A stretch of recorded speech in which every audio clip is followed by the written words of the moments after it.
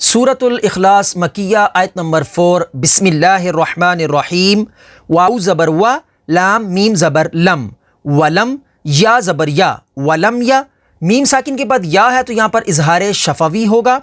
کاف نون لام پیش کل یکل لام زبر لا یکل. پہلا حرف متحرک یعنی کاف کے اوپر پیش ہے اور کاف متحرک ہے, نون ساکن ہے اور لام کے اوپر تشدید ہے, تو یہاں پر نون کو سکپ کر دیں گے اور کاف کو لام کے ساتھ ملا کر پڑھیں گے. ہا الٹا پیش ہو لہو, ہا کے اوپر کھڑی حرکات ہے, کھڑی حرکات کو لمبا کر کے پڑھیں گے. کاف پیش کو فا پیش فو کفو واو دو زبر ون کفو ون. حمزہ زبر آ کفو ون آ.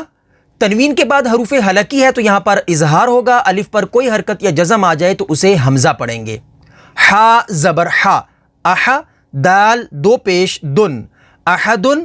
آگے وقف احد, وقف تام کی وجہ سے دال کو ساکن کر دیں گے, دال حروف قلقلہ میں سے ہے تو یہاں پر قلقلہ ہوگا. ولم یکن لہ کفوا احد.